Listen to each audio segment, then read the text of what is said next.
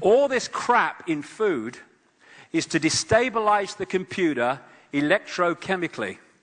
The body computer on one level is an electrochemical entity, organism, and it has need to have a certain chemical and electrical balance to function mentally, emotionally, and physically in its optimum state. So what they're doing now is bombarding us, and have been for some time, especially young people, children, with all this electrochemical crap to destabilize the body computer and its receiver transmission levels so that we are operating on a fraction of our potential. Same with the drugs that they're throwing at people, not least the children. So many of these people, these kids that go crazy with guns, almost all of them in the end turn out to be drugged up with this stuff. Aspartame, the sugar substitute, is a brain suppressant and rewirer, which was brought onto the market as head of Cell Pharmaceuticals by this guy, Donald Rumsfeld, who keeps coming up in many guises, who sold out for a fortune to Monsanto, who now own aspartame. Fluoride, that lady Anna Bligh up in Queensland is putting fluoride in the Queensland water. They put it in the water of concentration camps in Germany to suppress and make docile the inmates. Fluoride is a brain suppressant. Monsanto, again, comes up again and again. The home of genetically modified food. Why? Because it's to genetically modify us. Genetically modified food affects human DNA. And I'll give you an example of just how detailed this is, because what it comes down to on so many levels is there is a level of knowledge here about how everything works, and then there's a level of knowledge that the public are allowed to have. I'll tell you a story I came across only last week. We have a treatment for cancer called chemotherapy, which is equivalent for most people to assisted suicide. Stone Age medicine.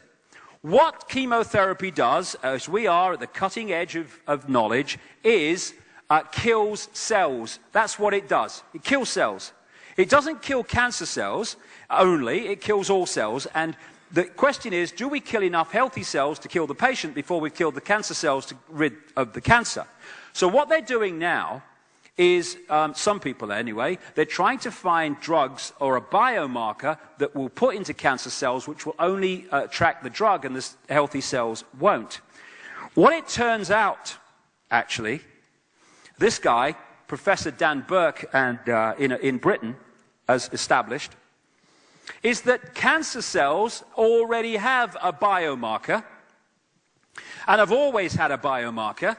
And he's called it CYP1B1. It is an enzyme that only appears in cancer cells and not healthy cells. What he then did was get with another man, Professor Potter at Leicester University, who came up with a substance found in many fruit and vegetables, which is called salvestrols. That's what they call it. And they found this. The CYP1B1 enzyme, only in cancer cells, interacts with salvestrols that we get from fruit and vegetables and turns it into a cancer-killing agent.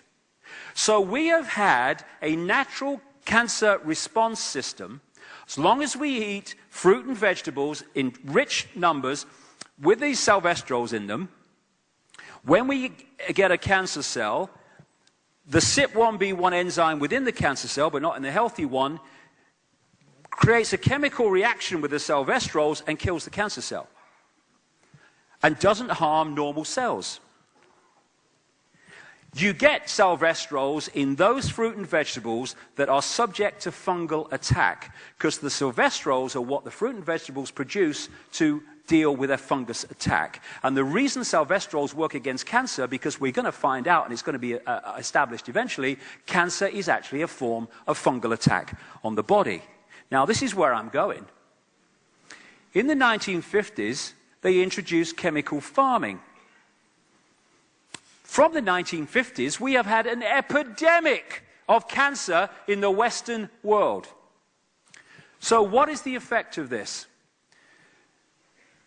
Because they've been using fungicides on fruit and vegetables, they've been killing the funguses and the fungal attacks artificially, which means the fruit and vegetable plants are no longer producing salvestrols to deal with the fungal attack because it's being done externally for them. But here's the killer that they know what they're doing. The most used fungicides used in the world have another effect. They neutralize the effect of CYP1B1, the enzyme in cancer cells. So you can eat all the salvestrols you like, but if your body accumulates the fungicide poisons through eating these foods, it won't matter anyway, because the salvestrol will not be activated as a cancer-killing agent because the enzyme within the cancer cell has been neutralized. And after 20 years of research of these people, that is absolutely no accident. They know exactly what they're doing. And that's why in America now, this bill is going through to make it virtually impossible for people to produce organic food in America when this bill goes through. Because if you eat organic fruit and vegetables of this type, then they are rich in salvestrols because they're still producing them to fight off fungal attack because there's no fungicide getting in the way. Vaccines. 25 vaccines by the age of 2. An emerging, growing immune system gets attacked with that shite in that period of time, and we think that children are going to grow into adults with immune systems that are as effective as they could be. You're having a bloody laugh. And these things that vaccines were supposed to get rid of were in free fall before the vaccines came in. Another scam. And of course, the immune system is the antivirus system. If that's not working, we become open to endless other attacks, which is what chemotherapy does in cancer treatment. It kills the cells in the immune system, which is why people that have chemotherapy have shot immune systems that are open to other things. And so there's also an attack going on now, as we've seen through this organization trying to reduce the doses and the sources of food supplements and stuff. It's all an attack. This guy, Codex Alimentarius, which is trying to create regulations that basically make food supplements and other things a waste of time because of the doses and the quality of them. And Codex Alimentarius came out of the people behind the IG Farben chemical cartel, pharmaceutical cartel that was behind the Auschwitz concentration camps and much more. And this guy, Fritz Tamiya, who was jailed by the Nuremberg trials for 7 years for war crimes and was got out after 4 thanks to Nelson Rockefeller, his friend in America. He was the man with others in the 1960s that set up Codex Alimentarius, which is now trying to destroy our ability to bridge the gap between what we used to get from fruit and vegetables and food and we don't get now. It's mass culling of the population. That's what they're after. And international law, international regulations is the way they're doing it.